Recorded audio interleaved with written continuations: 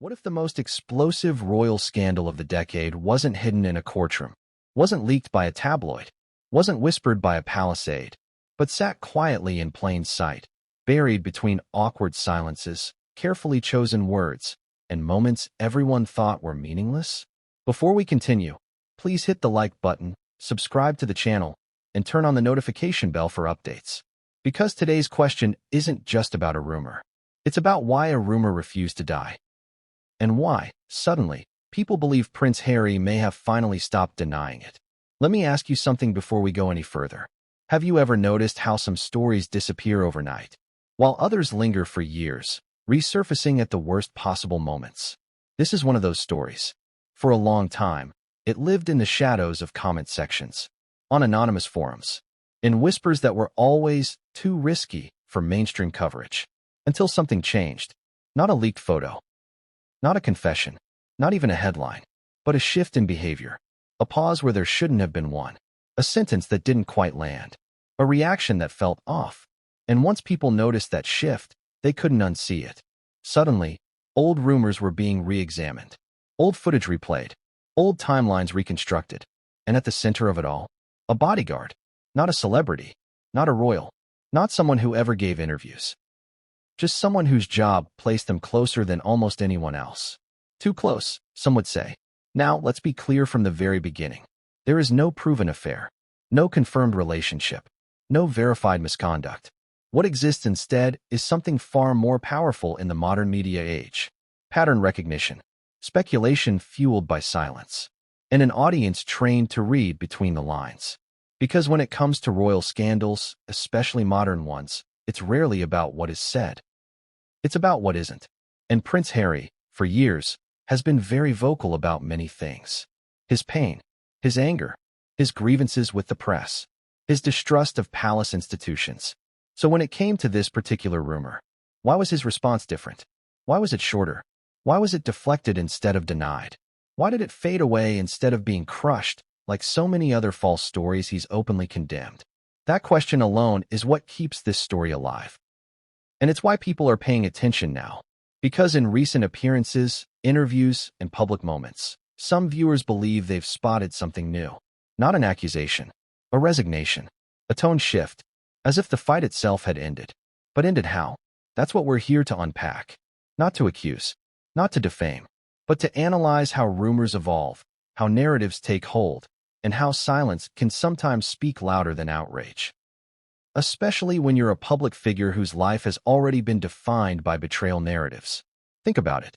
Prince Harry has framed much of his public identity around the idea of being betrayed. By the press, by palace insiders, by systems he believes failed him and his family. So what happens when a betrayal narrative turns inward? What happens when the internet begins asking whether the one person meant to be protected was actually the one people believe may have been hurt?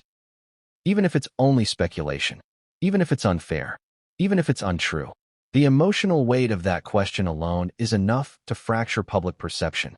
And fracture it did. At first, the rumors were dismissed as nonsense, tabloid trash, online trolling. But then came the timing issues people started pointing out. Public appearances where the bodyguard was always present. Moments caught on camera that were replayed endlessly, slowed down, zoomed in. Was that just professionalism? Or was it familiarity? And more importantly, why did people care so much? Because bodyguards in royal stories carry symbolism. They represent protection, trust, access. They are present when cameras are off, when emotions are raw, when arguments happen behind closed doors. And historically, in both royal and celebrity scandals, proximity has always been the spark that ignites suspicion. Fair or not, true or not, the internet doesn't wait for proof. It waits for plausibility. And this rumor, for many, crossed that invisible line. Now here's where things get complicated. Every time the rumor resurfaced, it was met with silence.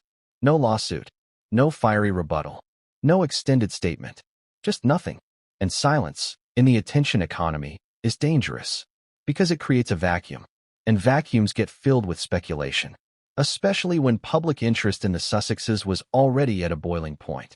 Every move they made was being interpreted through a lens of conflict. Every interview dissected, every sentence parsed, So when Prince Harry spoke passionately about betrayal, trust, and being let down by those closest to him, people started connecting dots that may not belong together. And once that happens, perception takes over. Here's the uncomfortable truth about modern scandals. They don't need evidence to survive. They need narrative alignment. And this one aligned a little too well with the story people already believed they were watching unfold. A strained marriage, public pressure, isolation, security tensions, and a man who once trusted everyone, now trusting no one. So when recent clips began circulating online, clips where Harry appeared unusually subdued when discussing his marriage, that's when the comment sections exploded. People weren't claiming facts. They were asking questions. Why does he sound tired? Why does he avoid certain topics now? Why does his language shift when trust is mentioned? And why, after years of aggressively pushing back against false narratives, does this one remain untouched? That's the question driving millions of views. Not because people want a scandal, but because humans are wired to search for coherence, to make stories make sense. And when something doesn't fit, we assume something is missing. But what if what's missing isn't proof? What if it's denial, or closure, or simply exhaustion? That's where this story becomes less about an alleged affair and more about the cost of living under permanent scrutiny. Because imagine being accused of something you can't disprove without exposing private pain. Imagine defending yourself only fuels the rumor. Imagine knowing that every word you say will be twisted anyway. Would you keep fighting? Or would you go quiet? That's the crossroads people believe Harry may be standing at now. Not confirming anything. Not denying anything. Just moving differently. And when a public figure changes behavior, the internet notices. Which brings us to the moment many viewers believe changed everything. A moment so small it almost went unnoticed. A single line in an interview. A pause before answering. A look away from the camera. Nothing explicit. Nothing incriminating. But enough for people to say, that wasn't how he used to respond. And once that seed was planted, everything before it was reinterpreted. Old footage. Old quotes. Old body language. Suddenly, the rumor wasn't about a bodyguard. It was about a man's emotional breaking point. About whether something had happened, or whether the pressure of being accused had finally taken its toll. And here's the twist. Some analysts argue the rumor itself doesn't matter anymore. Because the damage, if any, has already been done by the speculation alone. Trust erodes whether accusations are true or false. Relationships strain under public microscopes. And once doubt enters the conversation, it never fully leaves. So the real story might not be, did something happen? The real story might be, what is living under constant suspicion due to a marriage? And why does the public feel entitled to answers that may not exist? But just when you think this is where the story settles, a new angle emerges. One that recontextualizes everything people thought they knew. Because according to some media analysts, the most revealing detail isn't about the bodyguard at all. It's about timing.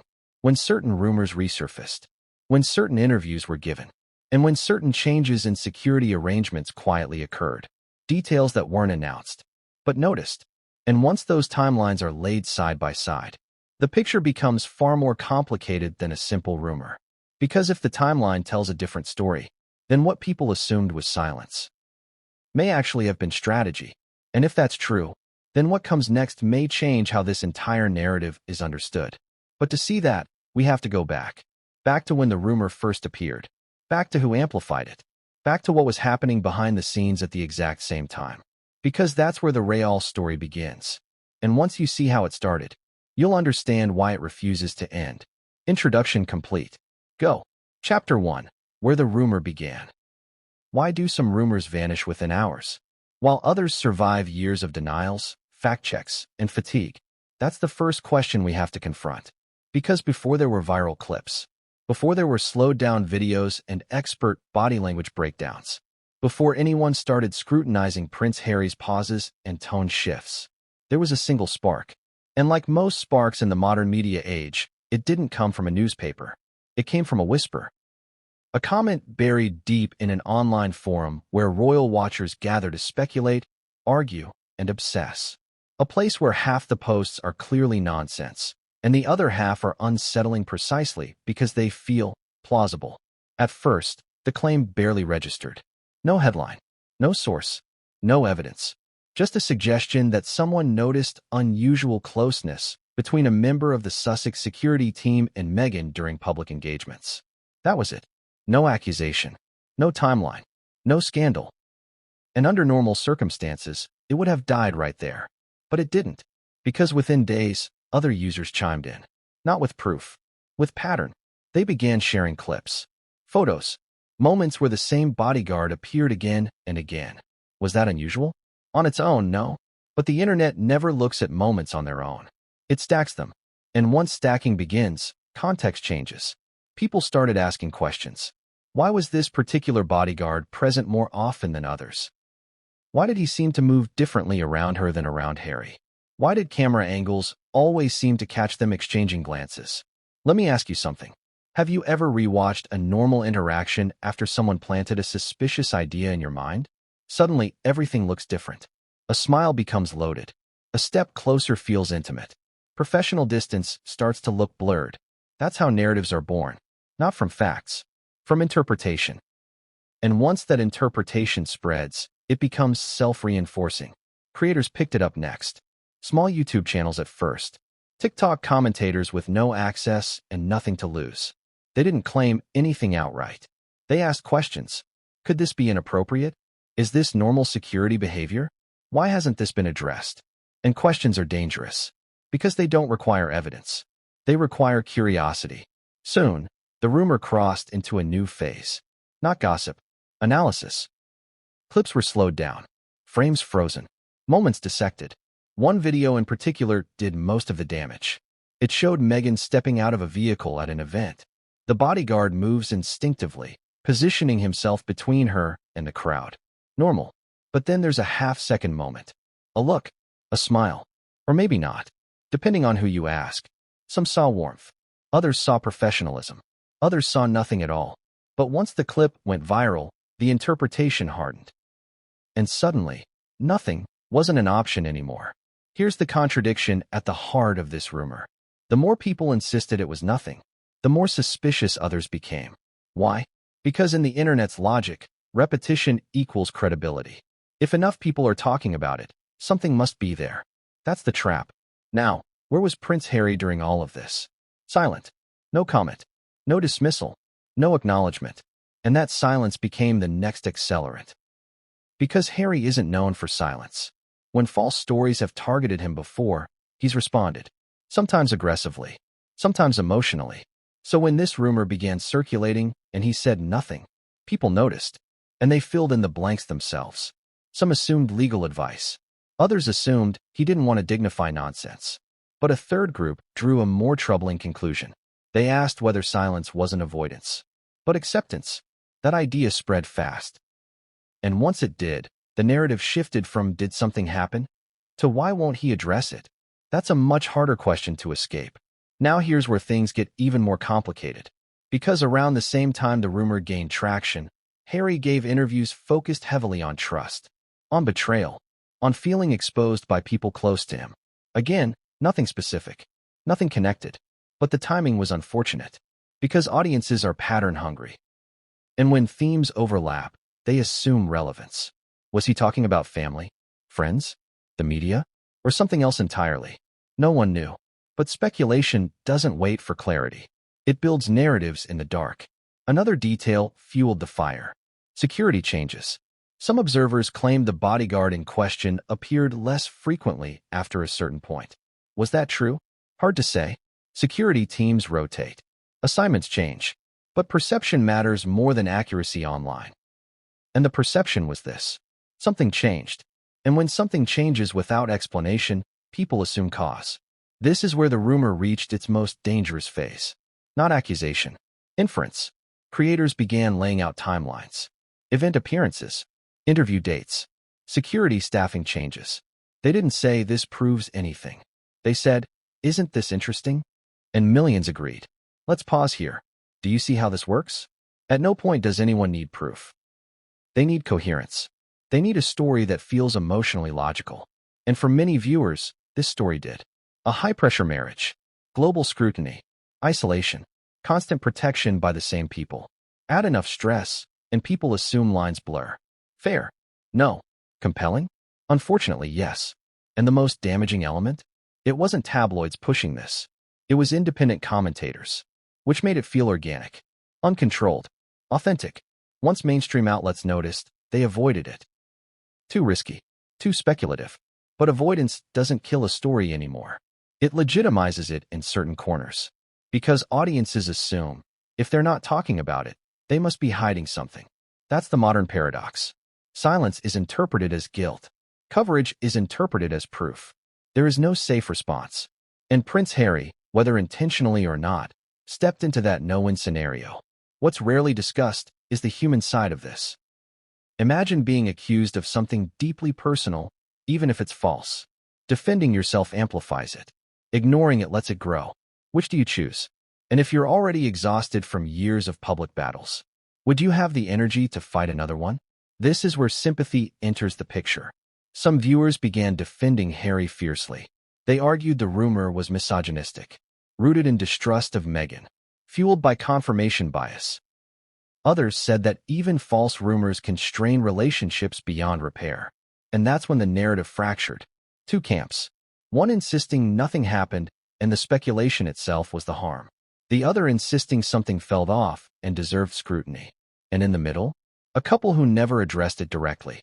Which brings us to the most unsettling part of this chapter. Because rumors usually burn out. They peak. They fade. But this one didn't. It went quiet, then resurfaced.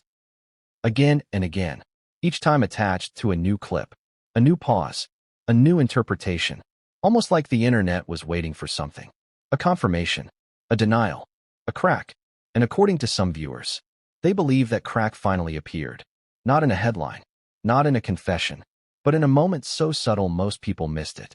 A moment we're going to break down next. Because once you see it, you'll understand why so many believe this story entered a new phase. One where silence no longer meant neutrality. It meant something else entirely. Have you ever watched an interview twice? Once as a normal viewer, and then again after someone told you to look for what wasn't being said? Because that's how this chapter begins. Not with a scandal, not with proof, but with a rewatch. According to many viewers, this was the moment the rumor stopped feeling distant and started feeling personal. Not because of what Prince Harry said, but because of how he said it. The clip in question didn't come from a breaking news interview or a dramatic sit-down. It wasn't framed as a confession or even a revelation. In fact, at first glance, it looked painfully ordinary. A conversation, a familiar setting, a familiar theme. Harry speaking about pressure, public scrutiny, and the cost of living under constant judgment. Things he's talked about many times before. So why did this one hit differently? That's the question people keep asking. Because something about his delivery unsettled viewers. Let me ask you something. Have you ever watched someone answer a question they weren't prepared to answer? Not because they didn't know the facts, but because the truth, whatever it is, felt too heavy to touch? That's the feeling many described. It wasn't dramatic. It wasn't emotional. It was restrained. And restraint, from someone known for emotional openness, stood out. The question itself wasn't even directly about his marriage. It was about trust, about loyalty, about who you can rely on when everything else feels unstable. Normally, Harry responds to that topic with fire, with conviction, with clarity. But this time, there was a pause. A noticeable one. Not a technical delay. Not a cut. A human pause. His eyes shifted. His jaw tightened. And then he answered. Carefully. Measured. Almost guarded. If you're thinking, that sounds like nothing, you're not wrong. On its own, it is nothing. But remember how rumors work. They don't survive on isolated moments. They survive on accumulation. And this pause didn't exist in a vacuum. It landed in the middle of years of speculation, silence, and unresolved questions. So viewers replayed it. Again and again. Some slowed it down. Others analyzed his body language. Was he uncomfortable? Was he choosing his words deliberately? Was he avoiding something? And here's where interpretation split sharply. One group saw exhaustion. They argued that after years of being scrutinized, Harry simply didn't have the emotional energy to perform openness on demand. That he was tired, burnout, human. Another group saw something else.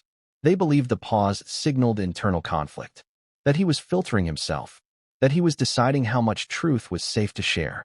Not because he was lying, but because he didn't want to open a door he couldn't close.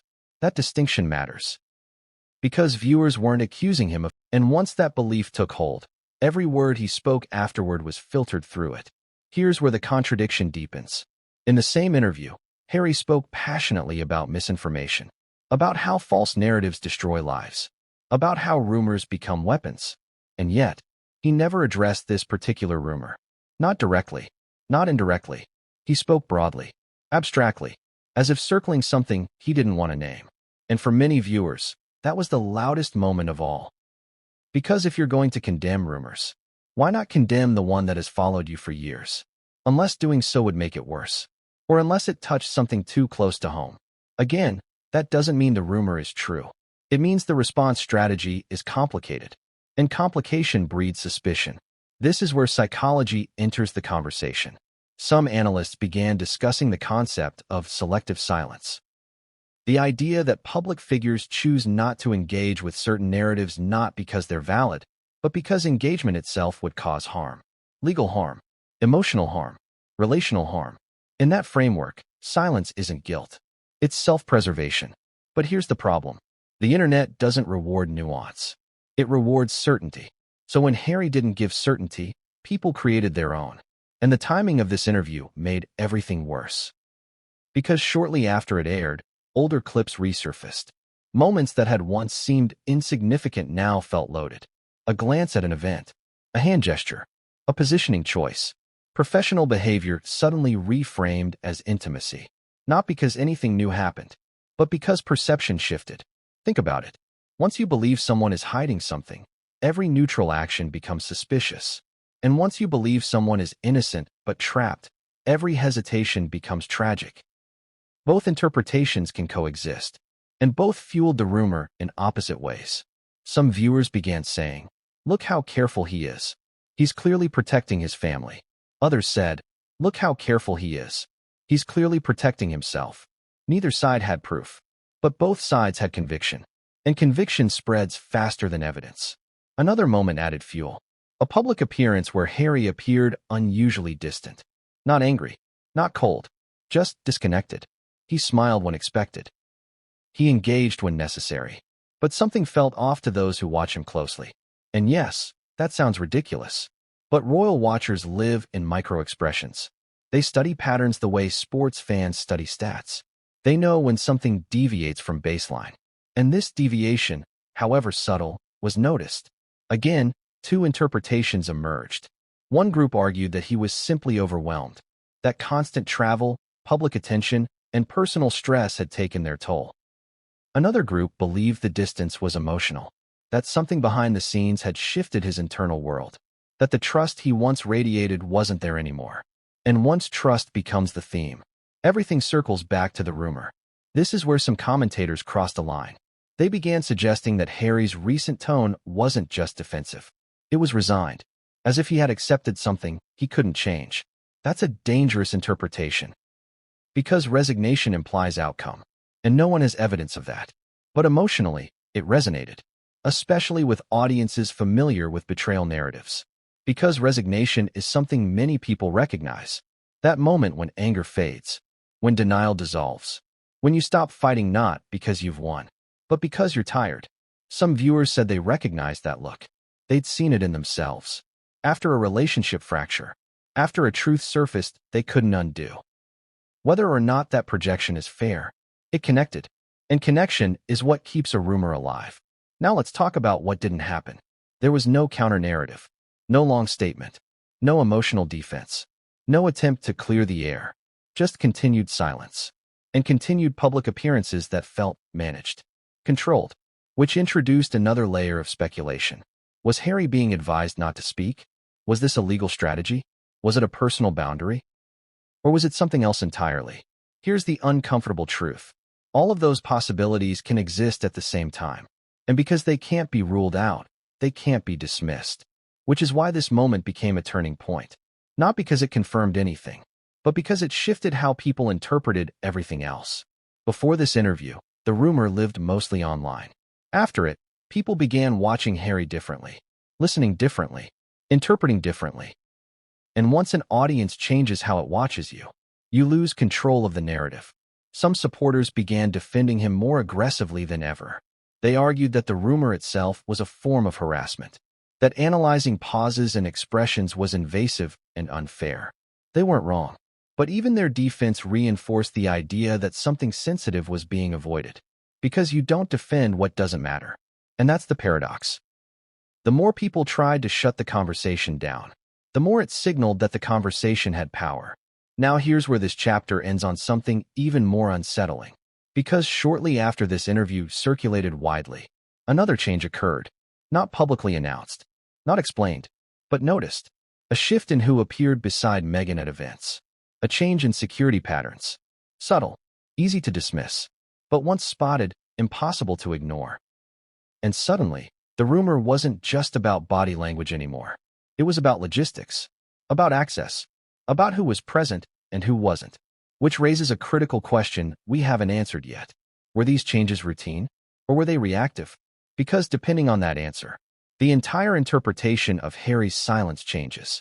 And that's exactly what we're going to unpack next. What if the loudest development in this entire story wasn't a word spoken, but a person no longer seen? Because after the interview that unsettled so many viewers, attention quietly drifted away from Harry's expressions and towards something far more concrete. Presence, or more accurately, absence. It started with a question that seemed harmless at first. Has anyone noticed the security looks different lately? That question appeared in a comment thread beneath a grainy clip from a public appearance. No accusation, no theory, just an observation. And like all dangerous observations, it invited others to look. People began pulling up older footage, side-by-side comparisons, event timelines, and slowly, carefully, a new narrative began forming. Not about an affair, but about access. Because bodyguards aren't just background figures. They're constants. If someone appears consistently for months or years, and then suddenly doesn't, people notice. Now let's slow this down. Security teams change all the time. Rotations happen. Assignments shift. Threat assessments evolve. Any professional will tell you that. So on its own, a different face at an event means nothing. But again, nothing in isolation survives the internet. Patterns do. And what some observers believed they were seeing was a break in pattern. A bodyguard who once appeared frequently, now appearing rarely or not at all. Was that real?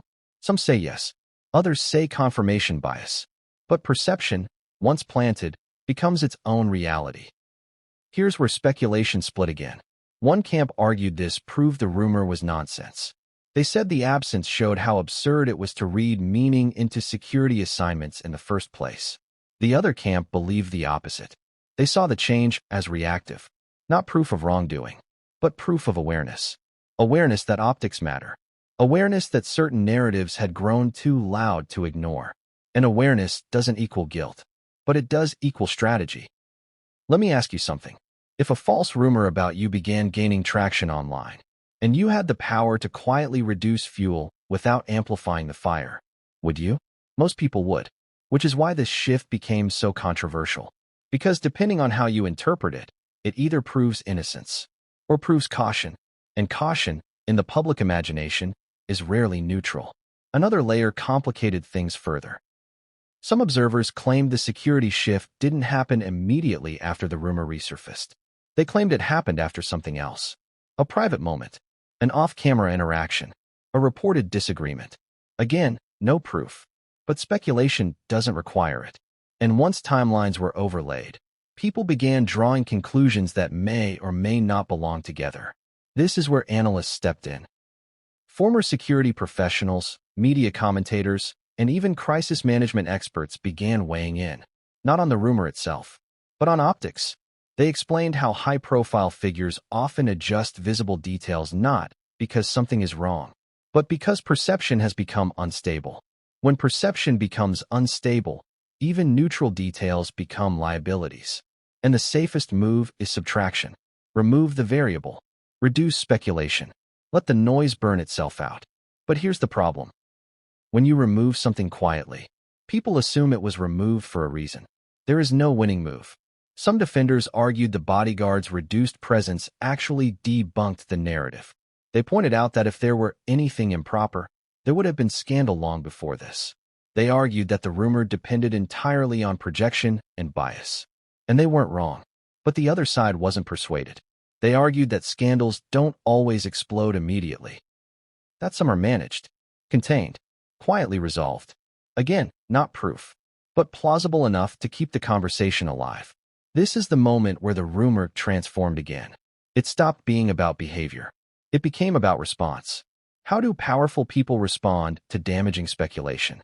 Do they confront it head-on? Or do they adjust quietly and hope it fades? And more importantly, what does that choice say about their emotional state? Because here's something that often gets overlooked. Even false rumors can cause real damage. They strain trust. They introduce doubt. They create distance where none existed before. And when trust is strained, behavior changes. Not because guilt exists, but because uncertainty does. Some viewers began suggesting that even if nothing inappropriate ever happened, the rumor itself may have altered the dynamic between Harry and Meghan, not through betrayal, but through pressure. Imagine knowing millions of people are questioning your marriage, analyzing your movements, speculating about your closest protectors. That kind of pressure doesn't disappear when you turn off the phone. It seeps in. It affects tone, body language, emotional availability. So when people noticed Harry appearing more reserved, more controlled, less spontaneous, they linked it back to the rumor. Not because they believed it, but because they believed it hurt him. And hurt changes people. Another detail reignited debate. A separate appearance where Meghan was flanked by different personnel. Again, normal on its own. But in context, it fed the narrative. Was this coincidence? Or coordination? And here's where the story becomes less about scandal and more about survival. Because if you're constantly under scrutiny, you don't just protect your safety. You protect your narrative. You minimize risk. You control variables. And that includes who stands beside you. Some analysts argued that this entire phase had nothing to do with the rumor at all. They suggested it coincided with changing threat levels, logistical constraints, or scheduling shifts. And they could be right. But right doesn't always win online. Compelling does. And the compelling version of this story is simple. Something happened. Or something almost happened. Or something was feared enough to warrant change. The truth could be none of the above. But the audience doesn't live in certainty. They live in interpretation. Which brings us back to Harry. Because through all of this, he said nothing. No clarification. No reassurance. No dismissal. Just continued appearances that felt increasingly measured. And that measured tone began to redefine how people read him. Where once he was seen as reactive and emotional, now he was seen as guarded. And guardedness, fairly or unfairly, signals damage control. That perception spread fast. Even supporters acknowledged it. They framed it as growth, as maturity, as learning not to overshare. But critics framed it differently.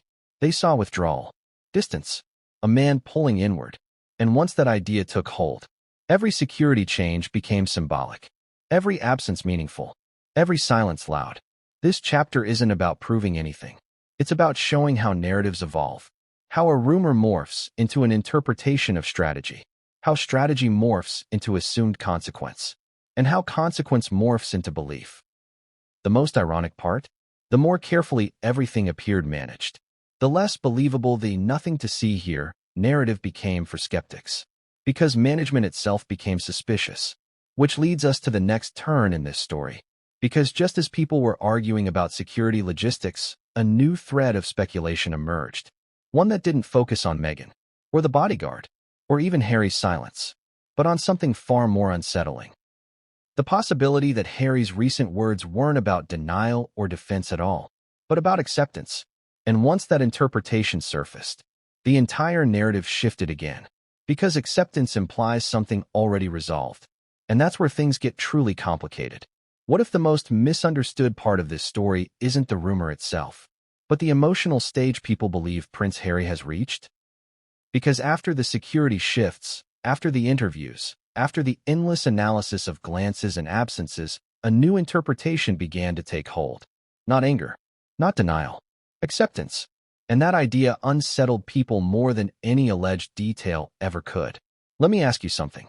Have you ever watched someone who used to fight everything suddenly stop fighting? Not because they were defeated, but because they had reached a point where fighting no longer changed the outcome. That's the emotional framework some viewers began projecting onto Harry. Fair or not, it resonated. Because there's a difference between silence that feels strategic and silence that feels final. And to many observers, Harry's recent demeanor leaned toward the latter.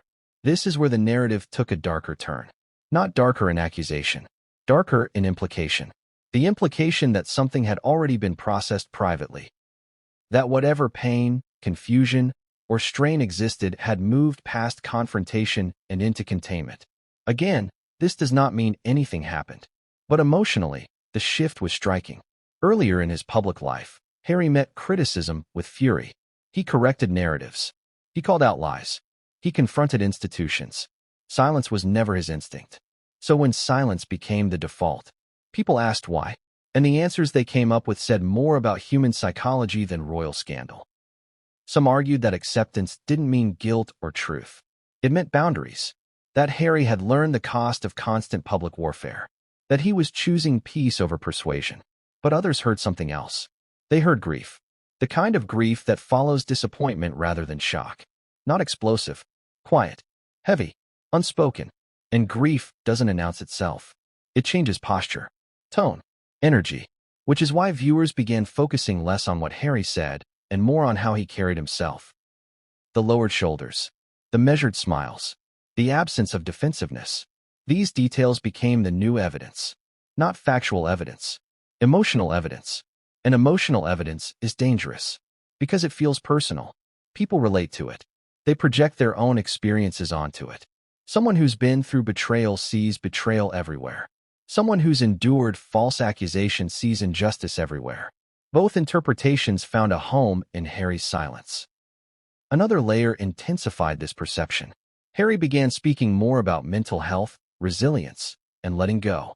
Language that, in another context, would be celebrated. But in this context, it was scrutinized. What is he letting go of? Who is he forgiving? What is he no longer fighting? Those questions flooded comment sections. Not because the answers were obvious, but because the phrasing felt loaded. And once language feels loaded, interpretation multiplies. Some supporters pushed back hard. They argued this was exactly what growth looks like. That Harry was finally protecting his peace. That he had learned not every battle deserves a response. That public silence was healthier than public warfare. And again, they weren't wrong. But critics saw something else. They saw retreat. Not strategic. Emotional. A man choosing containment because confrontation would expose wounds he couldn't afford to reopen publicly. This is where the rumor evolved into something more abstract. It stopped being about a bodyguard. It stopped being about alleged behavior. It became about emotional distance. About whether Harry and Meghan's public unity masked private strain. And that's a far more compelling question for audiences. Because marriages under pressure fascinate people. Not because they want them to fail, but because they want to understand how love survives scrutiny. Or doesn't. Another detail fed this interpretation. Joint appearances began to feel more formal. Still affectionate. Still supportive. But choreographed. Polished. And polish invites suspicion when audiences are used to rawness. Some viewers argued this was simply professionalism. That Harry and Meghan had learned to manage optics after years of misrepresentation. Others argued the opposite. That the polish itself was the point. That it signaled effort. And effort, while admirable, implies strain. Again, no facts. Only feeling. And feeling drives narrative. This chapter of the story became less about what might have happened, and more about what it would mean if something had. Because acceptance suggests resolution. Not necessarily forgiveness, but adjustment, recalibration, a new normal. And once people believe someone has accepted something painful, they start searching for confirmation everywhere. They see it in body language, in phrasing, in the absence of outrage, even in humor. Some pointed to moments where Harry laughed off questions he once would have challenged. Was that confidence? Or deflection? Was it maturity? Or avoidance? The ambiguity became the story. Another unsettling idea emerged. What if Harry wasn't silent because he was protecting Meghan, but because he was protecting himself? From reopening a wound. From public judgment. From questions he couldn't answer without hurting someone he loved. That interpretation reframed everything. Suddenly, silence looked less like complicity and more like restraint. But restraint born of what? Pain. Exhaustion. Acceptance. No one knew. And not knowing was the most uncomfortable part. This is where parasocial. That interpretation casts Harry not as a passive figure, but as someone choosing emotional survival over public correction. But again, silence doesn't explain itself. And until it does, people will explain it for him. Which leads us to the next phase of this story. Because while the public was debating acceptance, something else happened quietly. Not in interviews, not in appearances, but in how Harry began speaking about control. Control over narrative. Control over exposure. Control over what parts of life remain private. Those comments didn't reference rumors, but they reframed everything. Because control suggests reaction, and reaction suggests trigger. So the question we have to ask next is this. Was Harry's silence a sign of acceptance, or the first move in a deeper withdrawal from public vulnerability altogether? Because if it's the latter, then this story isn't approaching an ending. It's approaching a transformation. And that changes what comes next in ways most people aren't prepared for. What happens when someone who once lived by openness decides they no longer owe the world access? That's the question hovering over everything now. Because after the phase many interpreted as acceptance, something else became visible, not loudly, not dramatically, but unmistakably to those watching closely. Control. Not control in the sense of domination or secrecy. Control in the sense of boundaries. Of choosing what stays in and what stays out. And that shift reframed the entire rumor conversation yet again. Let's start with something subtle. Harry's language began to change. Not drastically, not overnight, but gradually. Where he once spoke about telling his story, he began speaking about protecting it. Where he once emphasized transparency, he began emphasizing limits. Where he once framed openness as survival, he began framing privacy as necessity. Those distinctions matter. Because language signals mindset. And mindset shifts don't happen randomly. Now, some observers welcomed this change. They called it growth. They said Harry had learned the cost of overexposure and was finally choosing himself. Others were less charitable. They saw retreat. They believed the withdrawal wasn't empowerment, but containment. A strategic narrowing of access because too much had already escaped.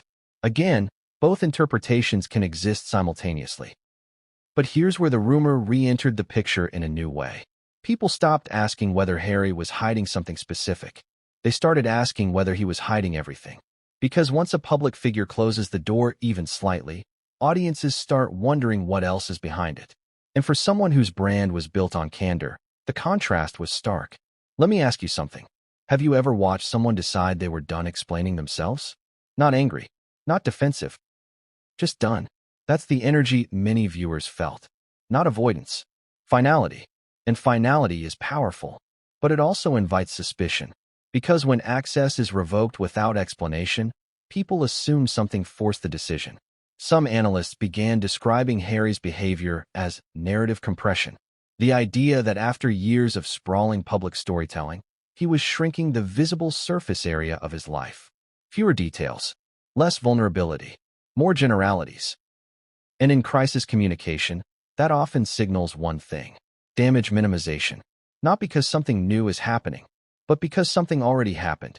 Again, that doesn't mean wrongdoing. It means consequence. Consequence of attention. Consequence of misinterpretation. Consequence of living under a microscope that never blinks. Another detail added weight to this theory. Harry began redirecting conversations away from personal specifics and toward broader themes. Systems. Structures. Cultural issues. Less me. More we. That's not accidental. It's protective. Because the more specific you are, the more material you give people to dissect. And dissection is what fueled the rumor in the first place. Some supporters applauded this shift. They argued that Harry was reclaiming agency, that he was no longer feeding the machine that distorted his words, that silence and redirection were acts of resistance. Others felt something had been lost. They missed the emotional transparency. They felt distanced. And distance creates space for imagination, which is where the rumor found oxygen again. Because if Harry was withdrawing from vulnerability, why now? Why after years of openness? Why after this particular cycle of speculation? The timing became the story. Some suggested the withdrawal wasn't about the rumor at all. They argued it coincided with broader realizations about fame, family, and the cost of public life. They pointed out that many public figures eventually reach this stage. Burnout is real. Exhaustion accumulates. But skeptics weren't convinced. They believed the rumor accelerated the shift, that it forced Harry to confront how quickly narratives can escape control, how even silence can be weaponized. And once you realize that, you stop offering material altogether. This is where the idea of emotional lockdown entered the conversation, not in a conspiratorial sense, in a psychological one. When someone feels misread repeatedly, they simplify how they present themselves. They remove nuance. They stick to safe ground. They avoid emotional risk. And that's exactly what many believe they were witnessing. Not a cover-up, a contraction. Another layer made this interpretation harder to ignore. Harry began emphasizing the importance of protecting children from public scrutiny, of limiting what the world knows, of drawing lines around family life. That messaging resonated deeply. But it also reframed earlier openness as something he regretted.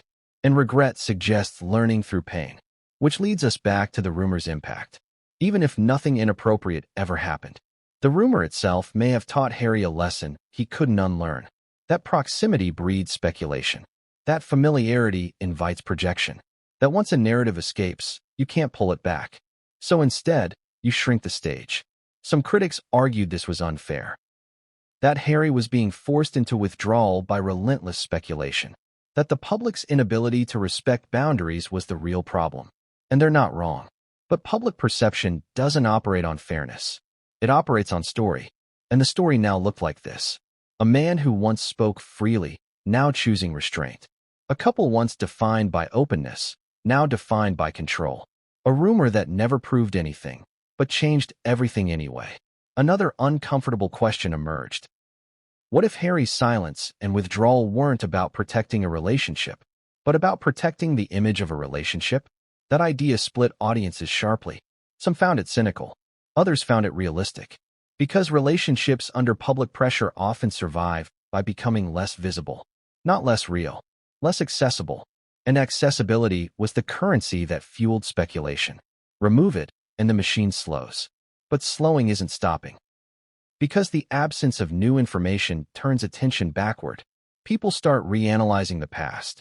Old interviews, old gestures, old moments, and reinterpretation is endless.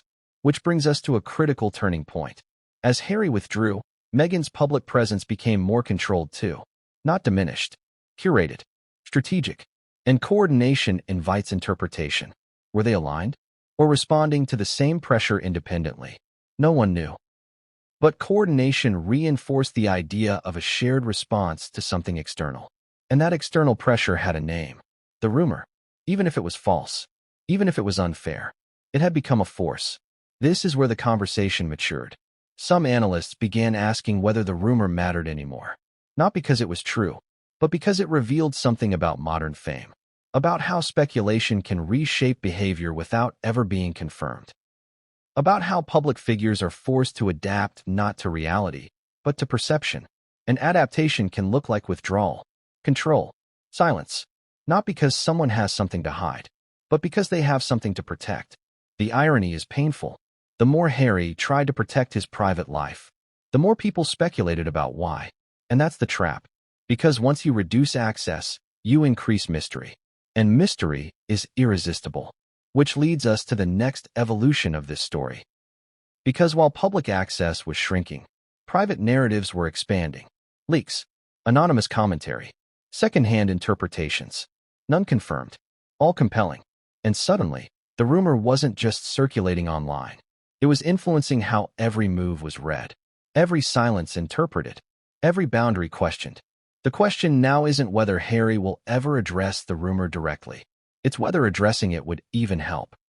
Because once a narrative shifts from accusation to interpretation, from action to impact, from rumor to psychology, there's no single statement that closes the door. Only time, distance, and continued withdrawal. But withdrawal has a cost. It changes how people relate to you. It creates distance where connection once lived. And that distance invites others to fill the space. Which is exactly what happened next. Because as Harry pulled back from personal disclosure, others began stepping forward. Commentators, former insiders, sources with nothing to lose. And the moment outsiders start telling your story, you've lost control entirely. That's where this chapter leaves us. At a crossroads. Between control and curiosity. Between privacy and projection. Between a rumor that may be baseless and a response that reshaped everything. Because what comes next isn't about what Harry says. It's about who speaks when he doesn't. And once that happens, the narrative takes on a life of its own. Chapter 6. When others started speaking for him. What happens when silence creates a vacuum? Someone always fills it. And once Prince Harry began pulling back, limiting interviews, narrowing language, choosing control over candor, the narrative didn't pause. It multiplied. Because when the subject stops talking, everyone else starts. This was the moment the story entered its most volatile phase. Not because of anything Harry or Meghan did, but because of who stepped into the space they left behind.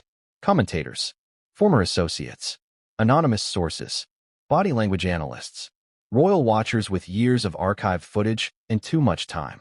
None of them claimed certainty, but none of them stayed quiet. And silence, once broken by outsiders, becomes almost impossible to reclaim. Let's be clear about something. When people say sources, they don't always mean insiders with access. Often, they mean interpretation with confidence. And confidence is persuasive, especially when it sounds informed, especially when it fits what people already believe. This is where the rumor took on a new shape. It stopped being a question. It became commentary. Not did something happen, but here's what this looks like. That shift matters. Because commentary feels safer than accusation. It carries less legal risk and far more emotional influence. One by one, YouTube channels began framing the situation as a case study, not of scandal, of strain. They spoke about power dynamics in high-pressure marriages, about the psychological toll of constant security presence, about how proximity can complicate trust even when nothing inappropriate occurs. Notice what's happening here. The narrative doesn't require wrongdoing anymore. It only requires discomfort. And discomfort is believable. One former media consultant, not connected directly, but positioned as knowledgeable, suggested that the most damaging rumors aren't the false ones. They're the ones that can't be disproven without exposing private pain. That line spread because it felt true. People began repeating it as if it explained everything. Harry's silence, the security changes, the shift toward control, not as cover-up, as containment. And once that framing took hold, it changed how every outside voice was received. Anyone speaking cautiously was seen as credible. Anyone speaking emotionally was seen as biased. Anyone defending too strongly was seen as hiding something. There was no neutral position left. Even those who criticized the rumor ended up reinforcing it unintentionally. They would say things like, "This speculation could seriously damage a marriage," which led audiences to think, "So it already has?" Others said, "Imagine how painful it would be to live under this kind of suspicion," which led people to wonder, is that what we're seeing? Pain. Again, none of this proves anything. But proof stopped being the goal. Interpretation was. Another unsettling dynamic emerged. Parasocial authority. Certain commentators had followed Harry and Meghan for years. Their audiences trusted them. So when those voices said things like, "Something has clearly shifted," or "This isn't how he used to be," that carried weight. Not because it was factual, but because it came from perceived familiarity. And familiarity breeds belief.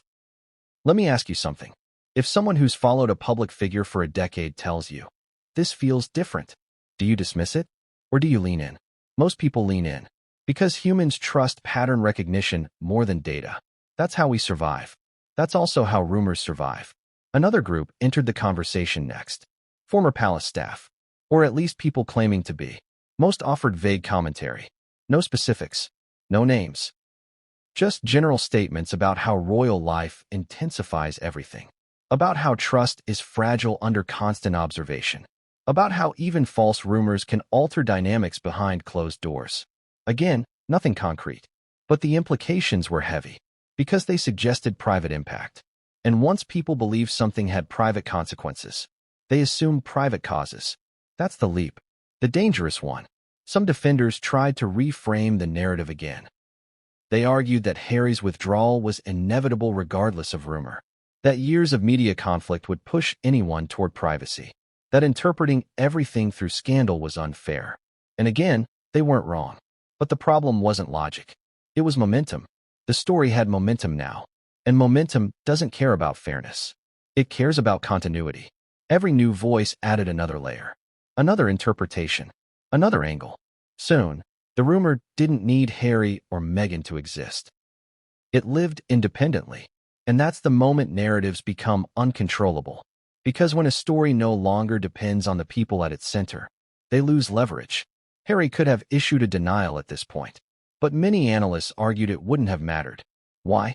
Because denial would be interpreted through the same lens of suspicion. Too emotional? Overcompensating. Too calm? Rehearsed. Too brief? Avoidant. Too detailed? Defensive. There was no winning statement left. Which explains something important. Why silence sometimes isn't weakness. It's triage. But triage doesn't stop infection. It slows it. And the infection here was interpretation. Another shift occurred quietly. The language of affair began disappearing from serious commentary. Not replaced by proof. Replaced by implication. Words like boundary erosion, emotional distance, strain, recalibration. These are safer words. They sound thoughtful. And they allow speculation to continue without accusation, which is far more dangerous. Because it normalizes suspicion. Now people weren't accusing anyone of misconduct. They were discussing whether the marriage had changed. And that's impossible to refute. Because marriages change all the time. So the narrative became unfalsifiable. And unfalsifiable stories don't end. Another element intensified this phase. Timing. Some commentators pointed out that Harry's withdrawal coincided with increased focus on legacy, on long-term impact, on protecting children. That framing suggested foresight. And foresight implies learning. Learning implies consequence. Again, not wrongdoing, but impact. And impact is what audiences care about. At this stage, something subtle but crucial happened. Sympathy shifted. Early in the rumor's life, sympathy leaned toward Meghan, who many felt was being unfairly targeted. Later, it leaned toward Harry, who was perceived as emotionally burdened. That shift mattered. Because once audiences empathize with perceived pain, they begin assuming cause. They want to understand what hurt him. And the rumor offered an explanation, even if it was wrong. This is where defenders faced an impossible task. How do you protect someone from a narrative built on empathy rather than accusation? You can't argue against feelings. You can't disprove interpretation. You can only wait. But waiting allows others to keep speaking. And they did. Every new appearance, every new quote, every absence, interpreted, filtered, explained by someone else. Some voices tried to introduce caution. They reminded audiences that public figures are human, that projecting personal experiences onto strangers is unfair, that reading meaning into silence is risky. These voices were rational, but they weren't viral. Because rationality doesn't resolve emotional tension. Stories do. Which brings us to the most unsettling realization of this chapter. By withdrawing, Harry didn't create the rumor, but he also didn't control it. Others did. And once others control your narrative, intention becomes irrelevant. Only perception remains. This is the moment where the story stopped being about what happened and became about who gets to explain it. Harry's silence allowed interpretation to become authority, and authority to become belief. Not because people wanted scandal, but because they wanted coherence. They wanted the story to make sense. And without guidance from the source, they accepted guidance from elsewhere. That's where this chapter ends. With a realization that silence isn't empty. It's filled by whoever speaks loudest. And the next phase of this story is about something even more dangerous than rumor. Normalization. Because once a narrative becomes familiar, it stops shocking. It starts shaping expectations. And expectations shape how every future moment is read. Which means what comes next isn't about revisiting the past. It's about how this rumor quietly rewired public perception moving forward. And once perception is rewired, even truth struggles to catch up. At what point does a rumor stop feeling like speculation and start feeling like background noise? Because that's where this story quietly crossed into its most dangerous territory. Normalization. Not confirmation. Not exposure. Not revelation. Normalization. And normalization doesn't announce itself. It settles in. It shows up in tone shifts, in casual phrasing, in the way people stop asking, is this true? And start asking, what does this mean? That's exactly what happened here. The rumor, once explosive, became familiar. People stopped reacting to it with outrage or disbelief. They began referencing it casually, as context, as subtext, as something understood without needing to be explained. And once a narrative reaches that stage, it's no longer a rumor.